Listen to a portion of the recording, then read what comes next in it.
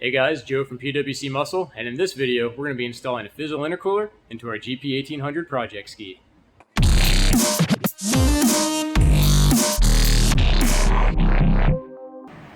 The first step is just removing the wiring harness from the coil packs.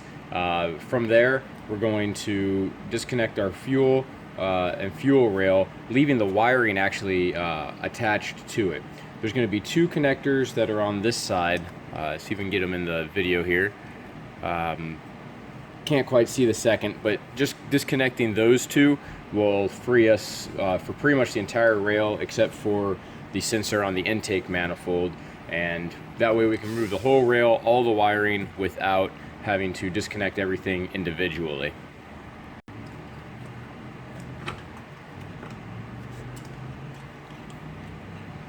Okay, and you can see it moves out of the way pretty nicely. There's going to be an attachment right here.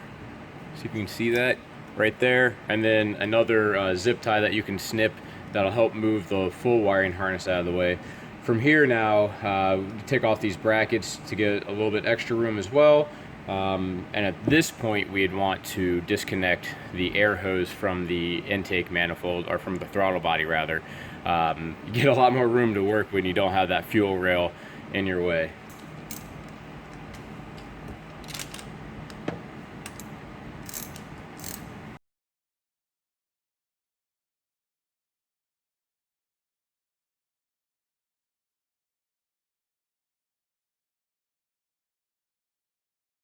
Now we can remove the intake manifold from the engine and disconnect the wiring from the throttle body, and at this point we can just set the intake manifold aside and start to work on the intercooler.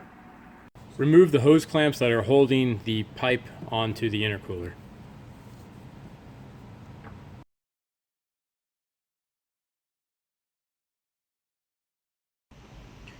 Next we'll be removing the two hoses from the top of the intercooler. It's a little tight so I won't be able to show it, but then the intercooler mounting bolts will come next. The last mounting bolt for the intercooler is going to be this one right down there, and that's also a 14 millimeter. Alright, by rotating the intercooler a little bit, we can see the bottom hose that's connected to it, and we'll disconnect this one as well. Alright, and now we can remove the intercooler from the hull.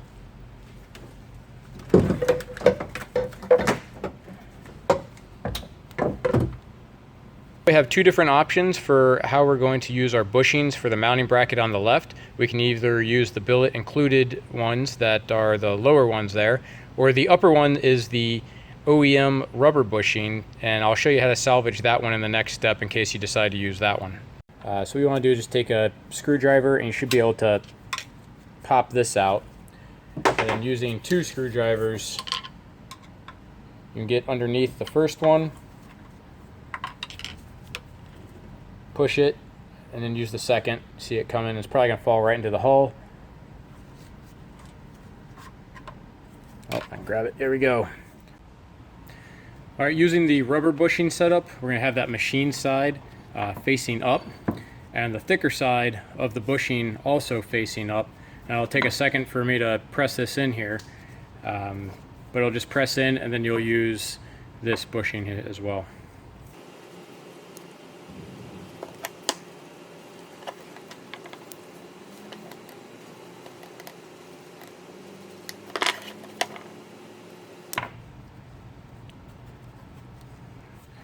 Alright, then we press this in, and this will go right onto the lower mounting bolt that was on the engine mount, and we'll just recap it with the acorn nut on top.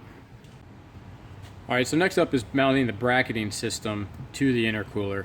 It will come with this bracket. Notice how one side is a little bit thicker than another. The thicker side is going to go outward, so if you notice the orientation that we have with our intercooler, and the additional threaded area is going to be pointing up, and then the longer 10 millimeter bolts will be going through it. Put a little bit of Loctite on those and just thread them on.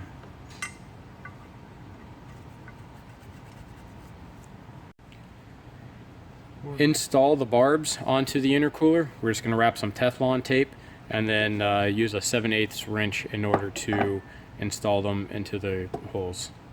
After the fittings are installed, it's important to note that the bottom fitting is going to be your inlet and the top fitting is going to be the outlet for the way that you're going to run your water.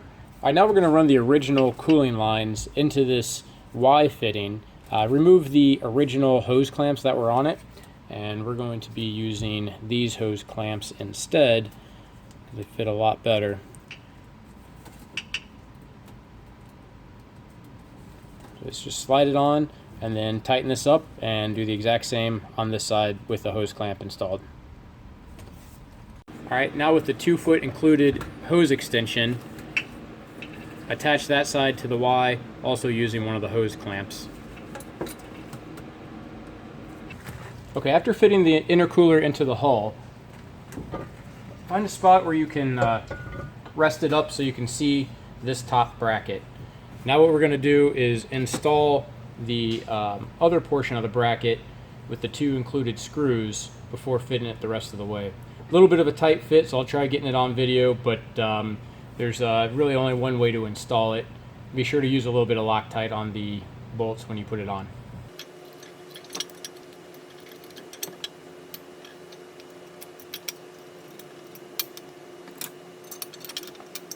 With the bracket on, we can now line it up onto the stud. Then use the supplied washer and reinstall our acorn nut. Next we'll be installing the hose that goes from the intercooler to the throttle body. There's only one way that it will install. The smaller diameter side will be going to the throttle body, the larger diameter to the intercooler.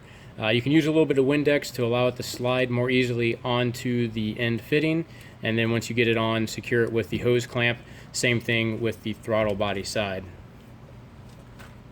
We're going to install the cooling lines now. This is the input side, which is going to go on the lower barb, and install it using the included hose clamp. And then we can run our outlet line. This is the same one that we hooked up the Y connector to the top barb of the intercooler, and again using the supplied hose clamp. With our cooling lines installed, we can now install our blow-off valve with the included hardware. For the HKS style, there is a C-clamp that you have to use special pliers with. For the tile style, you can just use an Allen key. Alright, we're going to remove this zip tie holder in order to be able to install and tap our intake manifold for the pressure line. So in order to do that, we're going to first drill it out using a 32/64 drill bit, and then we're going to use a 1/8 NPT tap in order to create the threads, and then we'll thread on, put some Teflon tape and thread on our nipple for our reference line to the blow-off valve.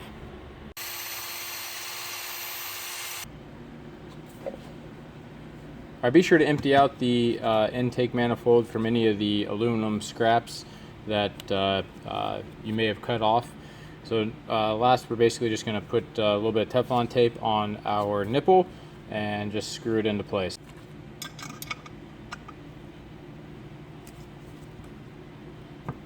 So now with our reference line tapped, we can install the intake manifold back onto the engine. It's a tight fit, so I didn't show it, but I reconnected the hose that goes from the intercooler to the throttle body before securing the bolts. Also reattached the wiring harness to the throttle body. Now we're going to put on our caps and put our bolts into place. We want to follow a torquing order though once we get them all on there, and the order is going to be 1, 2, under here 3, 4, and then 5, 6, 7, and then that last one behind there being number 8. So we want to get all of the bolts snug using our torquing order, and then from there we're going to torque them to spec, which is at 20 Newton meters. We can now hook up our reference line to the blow-off valve, and we're just going to use a couple of zip ties to secure it into place. Only a few more steps to go. Next is going to be installing the this tube that's going to connect the supercharger to the intercooler. This wider coupler side here is going to go to the intercooler, and the other tapered side is going to go to the supercharger outlet. Just secure them with the supplied hose clamps and be sure not to over tighten. The next step is going to be reinstalling the brackets that hold on the engine cover, and then putting the fuel rail and wiring harness back into place. Now install the bracket that connects to the intake manifold and that holds the fuel line in place. For the fuel line, I decided to go underneath the 180-degree tube that goes from the supercharger to the intercooler. I felt like this gave the straightest path possible and also offered the least amount of potential for rubbing, because it is pretty tight on there. So the fuel rail is now in place and clipped into the fuel line. We have the injectors pressed into, pressed into their holes. And now all we have to do is tighten down the 3 bolts that hold the fuel rail on, and then we'll finish up getting all of our connectors taken care of. So these 2 connectors and then these 2 connectors need to be hooked up, and then zip tie them in place so they don't move around. Next, we're going to reconnect all of the coil packs, and then there's a couple more connectors down on this side. We have this that goes right into here, and then you want to make sure that everything gets zip tied together on that zip tie mount down there. Don't forget to reinstall this guy down here. Too tight of a fit to actually really show it on video, but that's the sensor that's on the intake manifold just below the fuel rail. So that pretty much wraps up our installation of the Fizzle Y1000 kit. You can find this product as well as others for the Yamaha GP1800 and Sea-Doos and Kawasaki's right on PWCmuscle.com, where we offer a price match guarantee, but you can always save 10% using coupon code YouTube10 at time of checkout. Be sure to like us on Facebook, follow us on Twitter and Instagram, and subscribe to us here on YouTube. If you have any questions about this installation, please join us on our performance forums on pwcextreme.com, where you can post a comment right in the comment section on this video. In the meantime, as always, ride fast, ride safe, and we'll see you on the water.